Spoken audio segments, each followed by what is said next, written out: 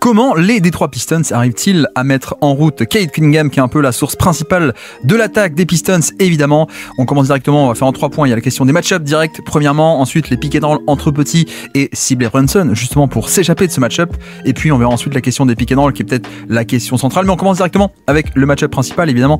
OG Anunoby est le défenseur principal de Cunningham. Et c'est vrai qu'il y a un truc assez notable, c'est que c'est quand même quelqu'un de très grand, de très costaud aussi, qui a des bras immenses. Et une des données aussi principales du problème, c'est que Cade, il n'a pas forcément un premier pas hyper rapide, un premier pas hyper explosif sur le plan horizontal. Vous voyez, par exemple, là, il démarre, on n'a pas ce côté, le coup de rein pour aller jusqu'au panier et le dépasser. Non, Anunoby est en place. Bon, à la limite, c'est pas très grave, on peut faire autrement, sauf que le faire autrement chez Cade, c'est par la puissance. Or, en l'occurrence, Anunoby, c'est quand même hyper costaud. Donc, c'est pas le match-up principal. Donc, ce qu'on a vu dès le match 1 et pareil au match 2, vous le voyez directement ici, c'est que dès qu'on avait le match-up qui était pas le bon, donc là en l'occurrence c'est sur une transition, une contre-attaque, on a Mikal Bridges qui prend Cade Cunningham, c'est pas voulu du tout, mais c'est de facto en contre-attaque.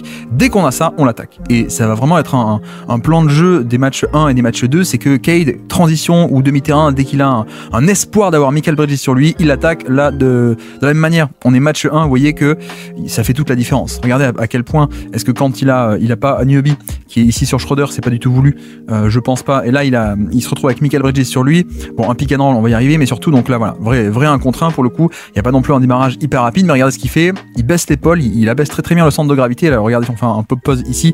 Il a le centre de gravité, les épaules plus bas, et ensuite il va pousser. Et le truc, c'est que Mikal Bridges, excellent navigateur d'écran, très grand, très long, mais un peu fin. Et donc ça résiste pas au contact. Et donc là, la différence, c'est qu'il peut aller carrément sur ses spots à l'intérieur. Il n'y a pas de. Mikal Bridges n'offre pas assez de résistance, donc là, à coup d'épaule, il arrive à aller jusqu'au panier. Pareil, match 1, toujours pareil. Qu'est-ce qu'on a? On a Anunoby qui est un match-up principal ici. On amène sur l'écran Tobias Harris et donc Mikal Bridges. Il y a un switch, parce que quand on est sur des pick and roll entre petits, à part Brunson, on va y arriver, mais le reste c'est du switch all justement. Donc voilà, on obtient Mikal Bridges et une fois qu'on l'a, on va l'attaquer. Donc ça c'est un peu, c'est ce qui a été fait match 1, ce qui a été beaucoup mieux fait aussi je trouve match 2, c'est en fait ce qu'on peut appeler des préactions. C'est-à-dire que vous voyez qu'à la fin, à la fin, hop, à la fin c'est un vrai pick and roll. Le but de l'action c'est ça, c'est le pick and roll et d'attaquer Karl Anthony Towns. Mais qu'est-ce qu'on fait au début de l'action? Avant cette action principale de pick and roll, on fait une préaction, on fait un premier écran qui est pas du tout du hasard, hein. C'est tout ceci est scripté et tout ceci est voulu. On voit que Mikal Bridges switch, Brunson ne switch pas, lui il va revenir sur le petit. Mais une fois qu'on a la préaction, qu'on a fait cette préaction, qu'on obtient le match-up qu'on veut, et Mikal Bridges, on enchaîne avec la vraie action cette fois-ci. Et le fait est que voilà, Mikal Bridges sur le pick and roll va pas pouvoir offrir autant de résistance non plus que Anunoby. Donc là vous voyez encore une fois, coup d'épaule, et on se retrouve en plein dans la raquette, sur son spot, à 2-3 mètres du panier. Le pull-up rentre en plus, donc ça c'est bonus. Mais là encore, si on détaille un peu, vous voyez le ralenti à quel point, hop, changement de direction, ça c'est très bien, mais surtout l'épaule et le centre de gravité très bas, et le choc ici, et Mikal Bridges peut pas résister. Donc voilà, ce côté des préactions pour obtenir Mikal Bridges avant d'enchaîner sur le vrai système qu'on veut jouer. Et là voilà, je laisse aussi une autre action, vous allez voir, c'est vrai que là il le met, vraie isolation, vrai très bon drive de Cade sur OG. Et justement c'est un peu, je voulais aussi montrer cette action parce que c'est exactement là-dessus que Cade fait la différence. Donc là en l'occurrence on est face à OG, on n'a pas du tout un mismatch, mais regardez, c'est pas sur un premier pas rapide, parce que à la fin de l'action, OG est toujours devant, il est toujours bien entre son attaquant et le panier. Par contre c'est un côté coup d'épaule et c'est un côté hop, je vais sur mes spots, et avec ensuite la taille. Ça c'est primordial. Et c'est un peu comme ça que Cade est en train de gagner, je trouve, ce match-up là aussi. Match 1 beaucoup moins, match 2 il a été un peu meilleur je trouve face à OG Anunoby, d'avoir pas mal de ce genre d'action. Là on enchaîne avec le match 2, vous le voyez. OG sur Cade, qu'est-ce qu'on fait? On apporte Mikal Bridges, la préaction, voilà le switch. Une fois qu'on a Mikal, on enchaîne sur le vrai pick and roll, et c'est vrai que en premier rideau c'est pas aussi bon. Là on a un Cade qui ressort de l'écran, vous voyez, Mikal essaie de revenir devant, il n'y a pas de souci, tu reviens devant, t'es en position, mais t'es pas assez costaud, donc je peux aller sur mes spots, proche du panier, le petit pull-up à 1 mètre, malheureusement manqué. Mais voilà, ce genre de préaction juste pour obtenir Mikal Bridges et se sortir du match-up de OG. Là c'est pareil, je sais pas si vous avez vu. Hop, OG ici, on apporte un écran à Tobias Harris, et à noter aussi ce que fait beaucoup OG et ce que font les Knicks, c'est en fait essayer de priver Cade de sa main droite, sa main principale. Donc là, hop, regardez comme OG Anunoby bondit sur l'écran pour justement empêcher de prendre l'écran et empêcher d'aller qu'il aille main droite. Hop, je l'oriente ligne de touche plutôt main gauche. C'est ce qui est fait, mais sauf que on switch, parce que là, imaginez si Mikal Bridges prend Cade et que OG revient aussi sur Cade, il y a le pick and pop de l'autre côté pour Tobias Harris. Donc hop, switch all comme ça, pas de décalage. Pas de décalage et pas de pick and pop, ok très bien, mais sauf que on obtient on concède plutôt côté Nix, on concède ce mismatch, on va dire, de Mikal Bridges sur Cade. Bon là en l'occurrence il en fait pas grand chose, mais en tout cas c'est un peu l'idée de faire ça. Encore une préaction, vous voyez, un petit pick and roll, une pistol action ici où on remonte la balle sur le côté, un écran d'un petit, voilà, switch all évidemment entre le poste 2 et poste 3, comme ça il n'y a pas de décalage qui est concédé, et de nouveau on obtient Mikal, et là on va jusqu'au panier, magnifique. Là encore, hein, si on détaille un peu, regardez, on a un aspect où le premier pas est pas si rapide que ça, il est pas si explosif que ça sur le plan horizontal. Par contre, crossover incroyable, et regardez à quel point il descend l'épaule. Le centre de gravité et l'épaule est très très basse, et le choc, hop, il avance malgré le contact, il va jusqu'au panier, il ressort de l'autre côté. Donc voilà, tout ça c'est fait parce que c'est pas du hasard, c'est parce qu'on fait ces fameuses préactions pour se sortir du match-up OG, et là, on est littéralement l'action d'après, je crois, oui c'est ça, ou 40 secondes après. Encore une fois, pistol action cette fois de l'autre côté. Donc même là, on peut même appeler ça une get action, c'est-à-dire que vous avez vu que Cade lance la balle plutôt que de dribbler lui-même et de prendre l'écran de Tobias Harris, il lance la balle à Tobias Harris et vient la chercher, une get action. Bref, en l'occurrence cette fois-ci Mikal et Lennox disent on veut pas switcher, donc qu'est-ce qui se passe? Vu qu'on switche pas, personne ne peut réceptionner Cade Cunningham, et OG a un peu un temps de retard parce qu'il doit passer sous l'écran, donc un temps de décalage, t'as pas voulu switcher, ça veut dire que tu me donnes ce mini-temps de décalage, j'en profite, je vais au panier et je prends la faute. Donc là encore, cet aspect de vouloir se sortir évidemment de ce match-up, ça vous l'aurez compris, encore ce match 2, vous voyez, hop, switch all automatique hein, entre les ailiers. Parce qu'encore une fois, je répète, mais pourquoi ça fait un switch all comme ça? Pourquoi il y a autant de switch all en NBA?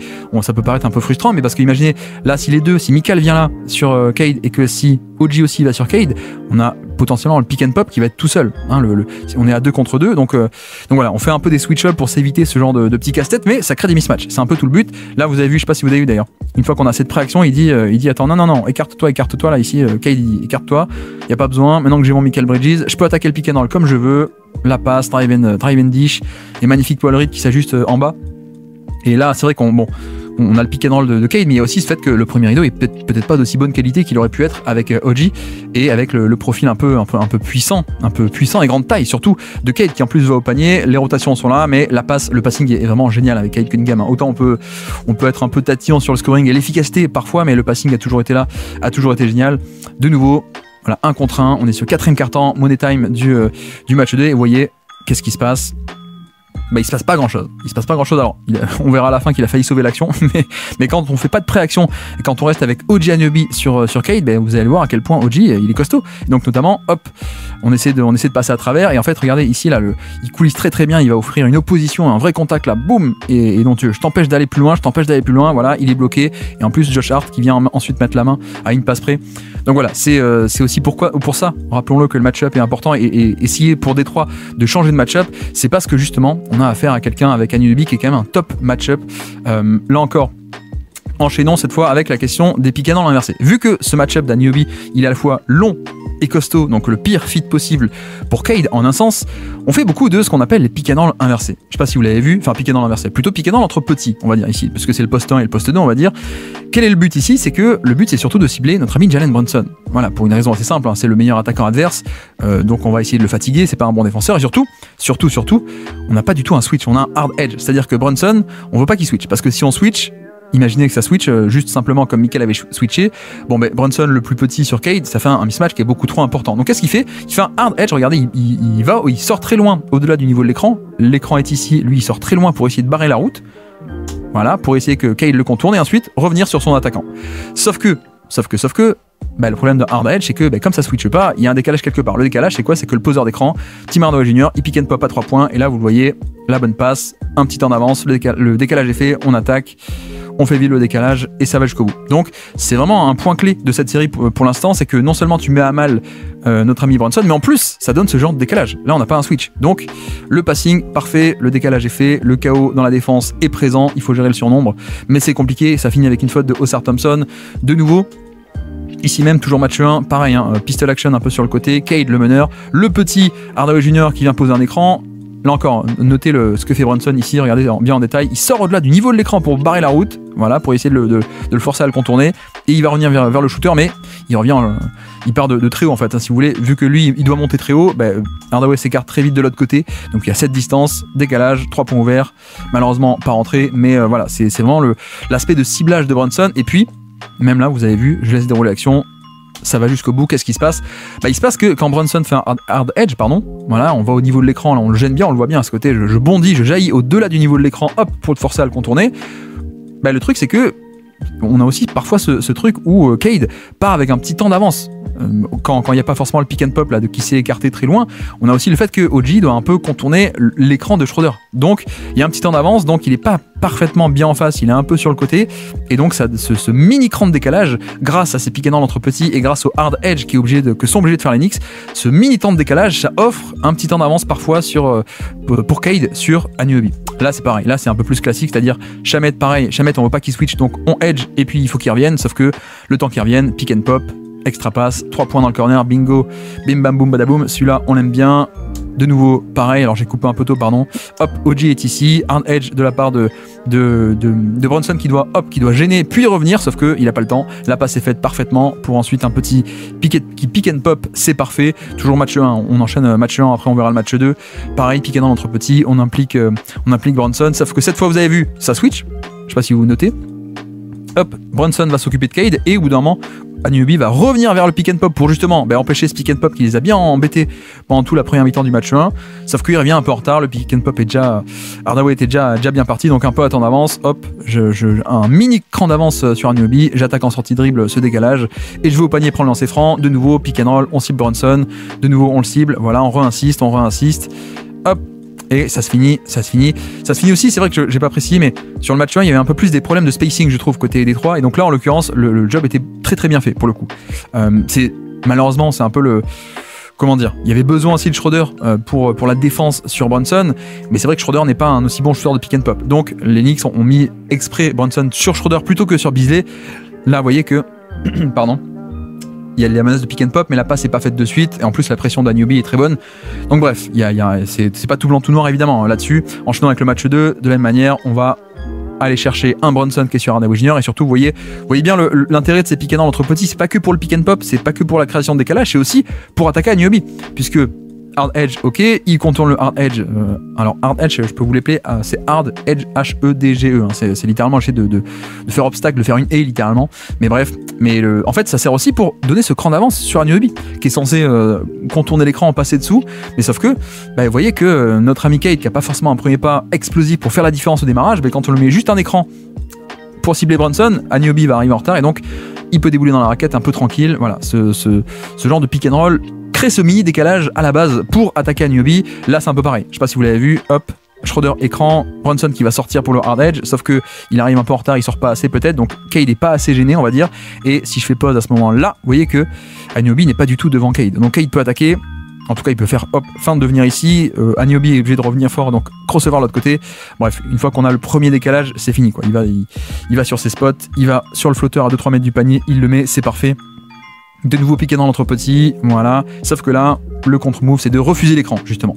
Je sais pas si vous l'avez vu. Ici, l'écran va être posé par Hardaway Jr. Donc, l'écran qui va partir en main droite. Anunoby se prépare à traverser. Et en fait, non. Hop, crossover de l'autre côté. Je refuse l'écran. Et voilà. On n'aurait pas eu ça.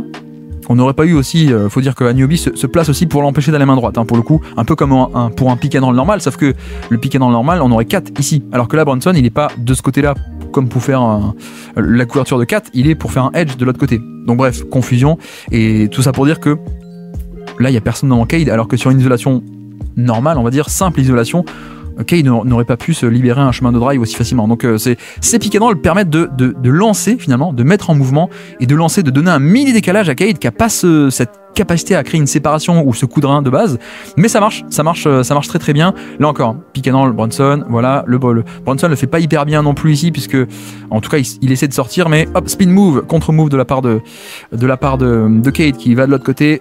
Et puis le chemin est dégagé, OG est pris dans l'écran pendant ce temps et Cade peut aller proche du panier, mettre son flotteur, le tir qu'il aime bien. Et puis autre élément aussi, vous avez vu, essayer d'attaquer Anunoby en mouvement. Pas forcément avec un petit, là c'est vraiment un jeu de main à main pour le coup, mais regardez à quel point il va arriver lancer Get Action. Donc Get Action on l'a déjà dit, c'est il lance la balle vers le mec, vers Tobias Harris et il vient la chercher, donc un jeu de main à main plutôt que lui dribbler vers l'écran, et ce qui permet d'attaquer un peu dans l'espace et en mouvement, déjà être arrivé déjà lancé face à Anunoby. Donc c'est fait. De nouveau match 2, Money Time du match 2, vous avez vu de nouveau, qu'est-ce qu'on fait? On a l'écran qui vient sur la main droite, donc comme d'habitude, OG qui veut se placer pour l'empêcher d'aller main droite. Sauf que Bronson, lui, c'est pas Kat. Kat, il le réceptionnerait ici pour l'enfermer en 2 contre 1. On va le voir plus tard. Bronson est de l'autre côté. Et donc, encore une fois, il n'y a plus personne devant Cade. Tout ça parce que l'écran est venu poser un problème, poser une problématique et forcer la défense à réfléchir ou à agir. Et ce mini-cran de décalage lui permet d'aller au panier. Et puis, de nouveau, le décalage est créé, extra passe et un 3 points dans le corner. Voilà, tout ça part du fait que on va cibler Bronson ici et que Bronson ne veut pas switcher, je répète, mais c'est ça le principal. Bronson ne peut pas switcher parce que sinon ça fait un mismatch à 1 contre 1 beaucoup trop déséquilibré. Donc extra passe et un tir magnifique dans le corner, tout ça créé par Cade Cunningham et par ses pick and roll entre petits. Malheureusement il est loupé. Et puis donc 3e partie, enchaînons avec la bataille du pick and roll, évidemment, c'est ça tout de même le plus important. Donc allons-y, le pick and roll, vous voyez que bon évidemment OG est sur Cade, on reprend sur le match 1 et c'est vrai que première action, on voit bien qu'est-ce qui se passe et c'est primordial dans cette série et dans toute série avec Cade, je pense à l'avenir, mais c'est le fait que sur pick and roll, vous allez voir, Kat monte au niveau de l'écran, donc il fait pas un hard edge, il fait juste un edge, ça s'appelle, donc il vient au niveau de l'écran. Hard edge, il serait comme Bronson bien au-delà, et soft edge, il sera un tout petit peu en dessous, mais bref, on s'en fiche un peu des appellations, mais grosso modo, 2 contre 1 sur le ballon, c'est ça qu'il faut retenir. Regardez la taille de Cade qui lui permet de passer avec aisance, alors qu'il y a une très grosse pression sur lui, hein, pour le coup. Donc ce côté où, en fait, tu peux pas trop te permettre de faire des prises 2, ou alors ça va être compliqué. 2 sur le ballon, ça veut dire que le roller, c'est Tobias Harris qui est totalement seul, qui met un petit pick and pop à mi-distance, donc là c'est génial. Et c'est vrai que ça va être important de miser un peu sur ce passing et de bien organiser l'attaque, parce que là encore match 1, vous allez voir, on est sur un edge, là encore, enfin edge, oui, on est sur un edge, on le réceptionne, avec un Mitchell Robinson qui attend à peu près au niveau de l'écran, grosso modo pour faire ce 2 contre 1, sauf que le problème c'est que Cade n'a pas trop ce pull-up à 3 points, qui pourrait un peu essayer de punir, là il l'a pas, donc on voit que c'est totalement manqué, donc le pull-up n'est pas trop une option. On enchaîne, vous voyez que les Knicks vont tester un autre truc, vu que Kat est sur, il n'est pas sur Jalen Duren comme d'habitude, là il est sur un shooter. Que font les Knicks? En fait ils font un switch, donc ça commence avec ce qui a l'air d'être un edge, un soft edge, ou voilà bref, et sauf qu'à la fin, Anunoby, plutôt que de venir sur Cade, il reste sur le pick and pop, parce que sinon si on a 2 sur ballon, le pick and pop est ouvert de Tobias Harris, alors qu'avec Jalen Duren on n'aurait pas ça évidemment. Bref, je me demande à quel point ça peut pas être une option aussi, ça, d'être sur des switches, de repartir sur des switches côté Knicks, parce que vous avez vu, bon, 4 c'est pas parfait sur les switches, mais de faire en sorte de forcer ce genre de long tir à 2 points de Cade, c'est peut-être pas la plus mauvaise idée, hein, pour le coup, les longs tirs à 2 points contestés. Donc voilà, c'est un peu une action anomalie, mais parce que justement, d'ailleurs disons-le, c'est aussi pour ça que 4 est mis sur un pivot, je pense, en un sens, et qu'on veut pas trop le mettre sur Tobias Harris, le poste 4, parce que il y aurait un pick and pop et donc on pourrait pas défendre de la même manière, on serait peut-être obligé de concéder ça. Bref, donc c'est un peu les Knicks, de toute façon Thibodeau veut pas trop bouger les match-up entre les défensivement sur son pivot. Mais bref, autre pick and roll, le voici, encore une fois. Cette fois c'est Mitchell Robinson, c'est pas 4, mais qui monte au niveau de l'écran. Là on le voit bien, le 2 contre 1. La pocket pass, et c'est vrai que ça a été un thème du match 1. Je laisse dérouler, vous allez voir, voilà, turnover. C'est un thème du match 1, c'est que on a montré le passing de Cade facilement, qui peut facilement passer par-dessus les prises 2, il n'y a pas de souci. Par contre, le gros problème du match 1 pour moi, c'était le manque de spacing qui permettait d'exploiter. Parce que 2 sur le ballon, ça veut dire un surnombre ailleurs. Donc là en l'occurrence on a 1, 2, 3 Pistons contre 2 Knicks. Sur ce côté faible, grosso modo, le temps que Robinson revienne. Et le problème c'est que avec un mauvais spacing, tu peux pas exploiter cet avantage qui est créé sur le ballon. T'as l'avantage que Cade arrive à libérer et à punir un peu le 2 contre 1 en passant par-dessus facilement, sauf qu'ensuite là le manque de spacing est assez criant. Vous voyez que Campaign peut totalement dézonner par rapport à notre ami Ron Holland, le rookie Ron Holland, qui en plus fait un turnover ici mais qui n'est pas respecté au niveau du shoot. Donc ça a été un peu une problématique pour moi du match 1, mais qui va être réglé au match 2, on le verra. Là encore, pick and roll avec Anunoby, à noter, hein, toujours pareil, ce truc de Anunoby et les Knicks qui vont regarder à quel point il jaillit très haut et très fort pour l'empêcher de la main droite. Voilà, on veut vraiment l'orienter main gauche, Cade, pardon, hop, je suis ici, le bon clip, voilà.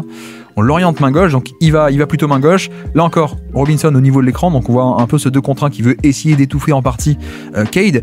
Et le problème c'est que Stewart, qui a un peu de pick and pop, mais il roule pas à 3 points non plus ici, il va rouler à l'intérieur. Et puis manque de spacing, ce qui fait que voilà, on l'a forcé sur sa mauvaise main, et en plus il a pas trop de solutions, on arrive à l'enfermer. Donc c'est aussi une des manières avec lesquelles les Knicks ont plutôt bien réussi ce match 1, c'est punir ça, et en tout cas pas se faire punir sur l'heure de contre 1, les Knicks, parce qu'il n'y avait pas un bon spacing. Là encore, là, ça se finit en panier, et heureusement le spacing est pas top, hein. Pour le coup vous voyez que on a Jalen Duren qui vient poser l'écran, on a Kat qui vient au niveau de l'écran, donc plus ou moins 2 contre 1 ici, on fait pause, on voit le 2 contre 1, Jalen Duren s'échappe, il suffit de lui donner la balle, sauf que le spacing derrière est pas hyper bien organisé. On a même 2 non-shooters ici entre Oscar Thompson et Jalen Duren en plein cœur de la raquette. Bref, heureusement Hardaway Junior sauve un peu ça avec un pull-up sur Brunson, mais voilà, c'est un peu cette problématique-là. De nouveau, on enchaîne, Cade Cunningham, et d'ailleurs, pour bien illustrer ces problèmes de spacing, je laisse dérouler, je dis rien, vous allez voir. Voilà, merci au Sar Thompson qui parfois peut qui est un non-shooter mais qui peut faire des folies parfois. Vous avez vu à quel point la défense là, est resserrée. 3 mecs sur tout le côté de terrain, c'est presque un 3 contre 1 là contre Cade. Heureusement, vous allez voir, le ballon part de là et Osar Thompson qui nous fait qui crée littéralement un lay-up à partir de rien. Là, il franchit 2 obstacles à lui tout seul sur un spin move et une qualité assez incroyable. Mais bon, on est un peu plus sur de l'anomalie ici pour moi. Il peut pas le faire tout le temps et on va voir que son manque de spacing, mine de rien, compte un peu, je trouve. Et donc, que font les Knicks ici? Vous allez voir, magnifique lob pour Duren. Et ça part de quoi? En fait, ça part d'une zoom action ici. Et c'est hyper important. Pourquoi? Parce que on l'a dit, OG Anunoby et les Knicks veulent le forcer sur sa main gauche. Donc n'importe quel type de pick and roll, je peux essayer de remonter, non c'est pas là. Hop, la voici, elle est là, voilà, pick and roll très simple, très frontal, pas trop complexe. Que fait Anunoby? Il a le temps de voir venir et hop, de jaillir très fort sur la main droite et de le forcer main gauche. Là vous voyez à quel point il sort très vite et très fort. Voilà, donc un pick and roll normal, les Knicks arrivent plutôt à l'envoyer main gauche que main droite, donc plutôt sa main faible. Et donc revenons à l'action dont on était en train de parler, une zoom action. Zoom, comme un zoom, un Z-O-O-M, grosso modo c'est un écran et un jeu de main à main. Un écran, puis un dribble and off, et Cade va prendre les deux ici. Et quel est un peu le but? C'est que, déjà, on le fait pour partir vers la main droite, donc c'est plus facile, et surtout, il y a un premier écran qui va venir gêner Anunoby. Donc vous voyez que OG est pris dans le premier écran, et donc il est un peu en retard par rapport au deuxième sur le jeu de main à main, et donc Cade peut enchaîner beaucoup plus facilement sur sa main droite comme voulu. Voilà, cette fois on est main droite.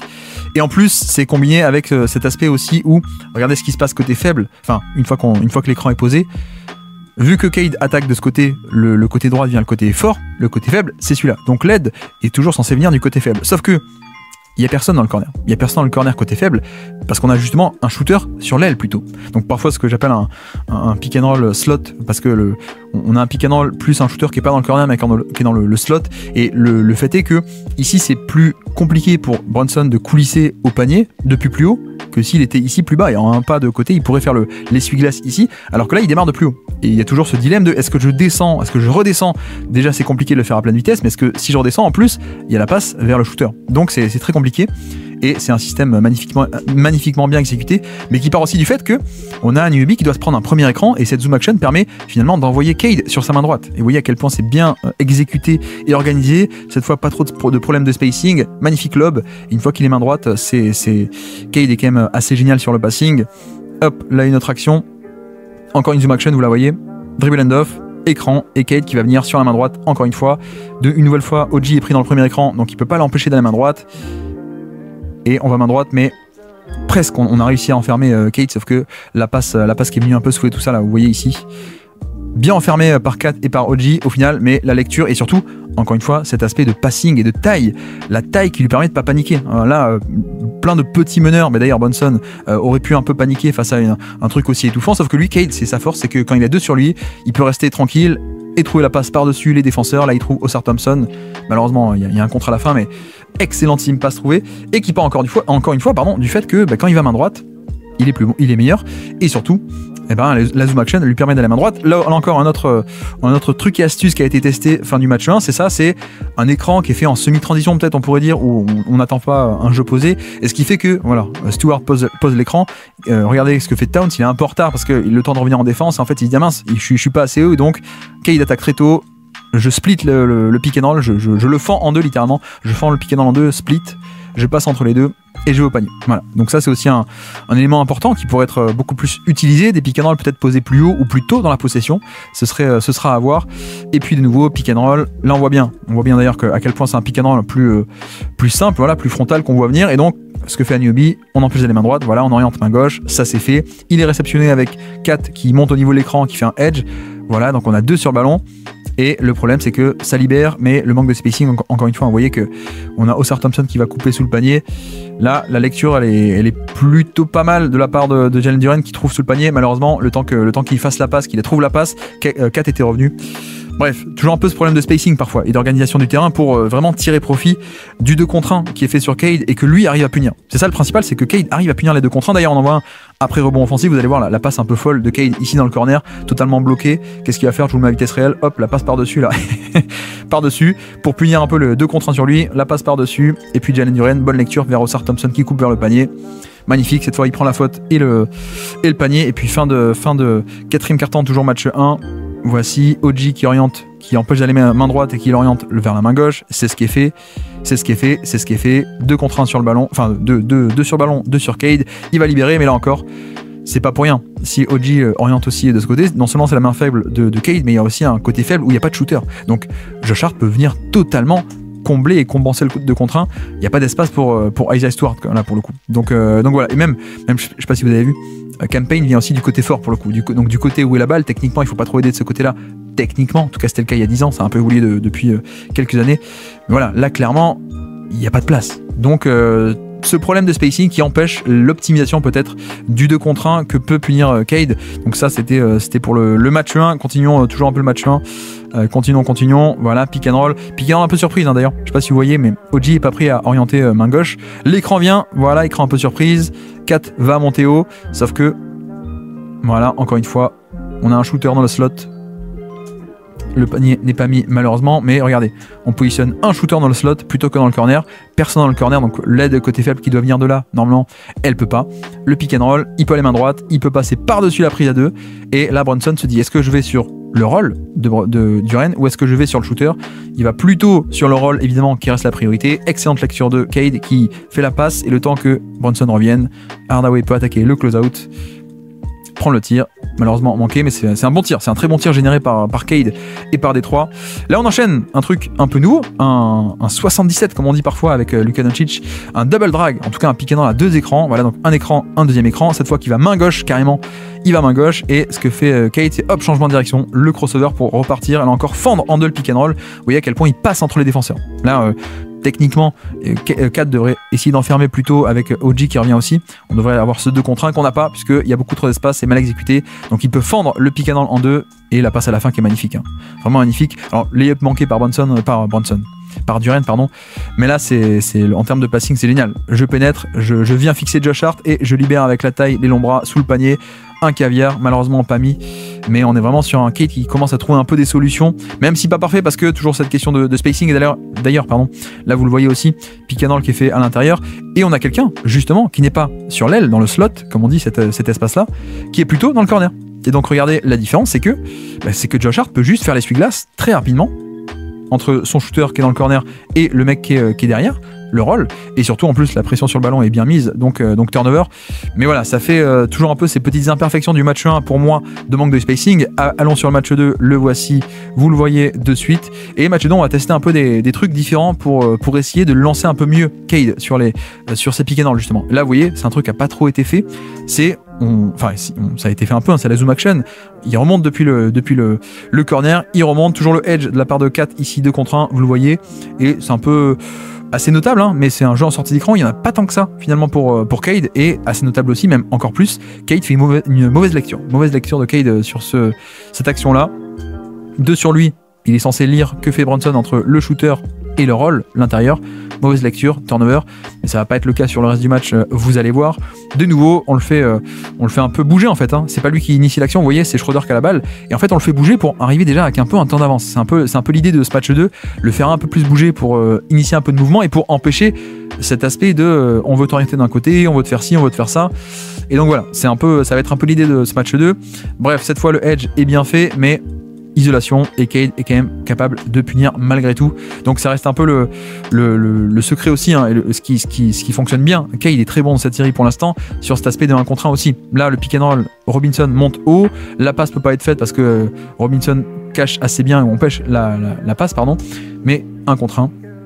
Et Cade peut aller au panier malgré tout, proche du panier en tout cas sur son spot, et mettre le petit pull-up à 1 ou 2 mètres du panier. De nouveau ici un peu plus de mouvement et un petit système en semi-transition, vous allez voir, hop, je laisse dérouler, on attaque, on est proche du panier, la passe malheureusement qui n'est pas captée, mais l'action ici c'est, regardez, Schroeder qui a la balle, qui va donner jeu de main à main, hop, en semi-transition, en contre-attaque, en early offense, parfois on appelle ça aussi. Vous voyez que c'est pas vraiment du jeu placé. On remonte la balle et jeu de main à main ici, ce qui fait que ça crée un peu de confusion. C'est Josh Hart qui est pris dans l'écran. Brunson est un peu en retard. Mitchell Robinson, il a pas vu le piqué dans l'arrivée, donc il peut pas monter au niveau de l'écran. Il est en drop pour l'instant. Donc c'est un peu la débandade, ce qui permet à Cade d'arriver dans la raquette, son lieu préféré. La petite passe magnifique. Malheureusement, Paul Reed ne la capte pas.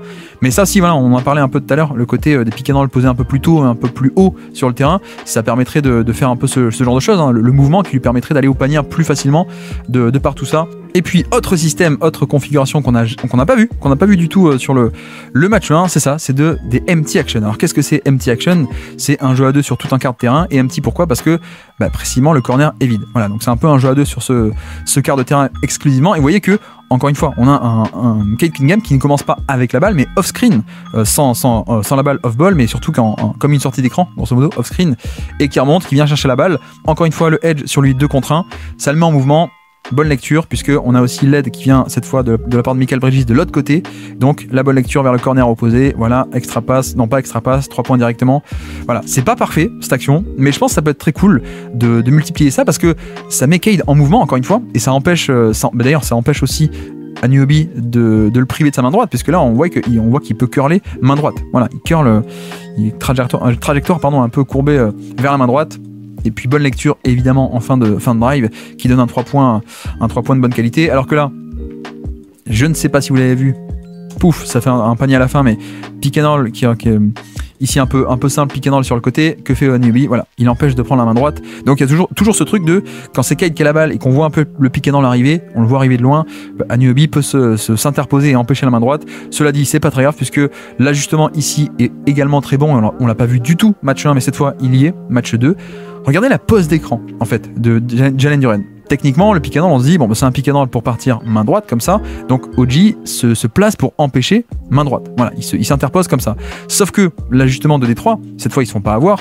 Plutôt que poser l'écran dans ce sens-là, l'écran comme ça, on fait le contre-move de la ice defense, de ce que fait Anunoby, ça s'appelle une ice defense orientée ligne de fond et surtout orientée main gauche. Regardez, cette fois l'écran est posé vers là. Et donc en fait, Anunoby qui pensait juste l'empêcher de prendre l'écran dans son dos, il se retrouve avec l'angle de l'écran qui est totalement différent et qui l'empêche cette fois de revenir sur Cade. Et donc Cade peut débouler proche de la raquette, son spot, voilà.